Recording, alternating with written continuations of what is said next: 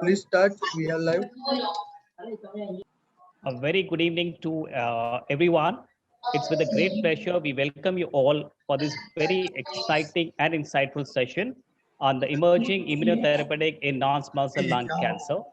This is done under the aegis of Cancer Research and Statistic Foundation, and Cadila Pharmaceuticals is the academic partners. Okay, so respected Dr. Advani, Dr. Vait, Dr. Syam Agrawal, Dr. Kumar Pradvas, and distinguished oncologist. We have been working on this project for more than 15 years, and I'll just take you through the journey of what we have done as a basic science in the preclinical, in vitro, in ex vivo, and animal studies. And I'll also like to give you some brief outline of what can be done with this product. So I've divided my talk into some fundamentals of immune mechanism and cancer, mycid as an active immunotherapy, and various aspects related to it. All of you know that as tumor grows, the mutation burden grows and the outcome is poor. Now, mutations are eliminated by the immune system under ordinary circumstances.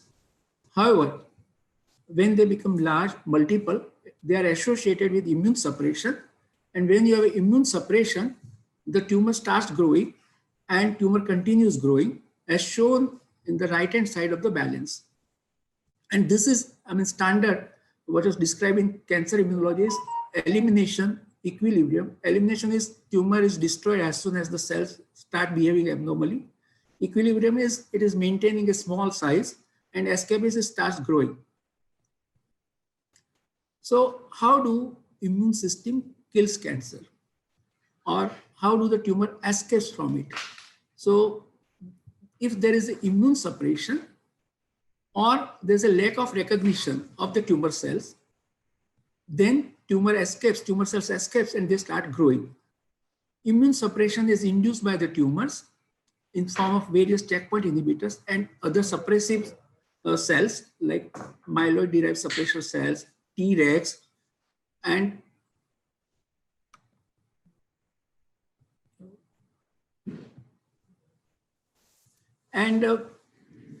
lack of recognition is basically when the cell transforms to the cancer, various types of surface antigens are internalized or they disappear, and so body is not able to recognize them as a foreign cells. If you want to change it from escape to elimination, you have to provide either a positive signal or inhibit the negative signal.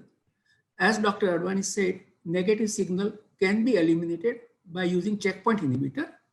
But there's the other side of the story that if you provide positive signal, then also you may be successful. So checkpoint inhibitors like Pembro, Nivo, Atelo, Durva, Avelumab, Sapilimab, they try to inhibit negative signal, while product like mycid works on the other side by providing a positive signal. I'm just trying to get you through some fundamentals that if PD-1 is expressed on T cell or checkpoint is expressed on T cell but is not expressed on the tumor cells, the tumor will be killed as long as both the signals are activated, as shown in the arrow, green arrow on the left-hand side. However, when checkpoint inhibitors, receptor and ligand are expressed on both T cell and tumor cell, T cell get exhausted, it loses its function. And with the product like checkpoint inhibitors, you can neutralize it either at the T cell end using PD-1 antibodies or at the tumor end by using PD-L1 antibodies. And this will lead to neutralization of the checkpoint inhibitor and death of the cancer cell. If you look at who responds and who does not respond to checkpoint inhibitors, so responders are found to have high neoantigen load. That means body need to have pre-existing neoantigens or antigens which are for the same tumor expressed within the tumor. There has to be significant number of tumor infiltrating immune cells, which is also known as the inflamed type of the tumor. And then T effector and Treg ratio has to be high. So immune suppressive Treg has to be low, and myeloid derived suppressor cells need to be low. And then these cells need to have a capacity to secrete IFN gamma. And the person who don't respond, they have a high immune suppressive environment and very low level of NK cells or activated lymphocytes within the tumor stroma. And so these tumors, which are classically described as a desert type of tumors, they don't respond to the immune checkpoints.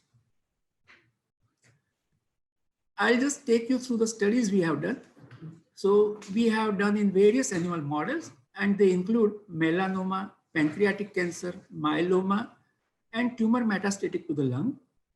And we have used various routes of administration, which includes intradermal, intralesional, intravenous, and we have used them as a monotherapy, as a mycelic alone, or along with chemotherapy and checkpoint modulators.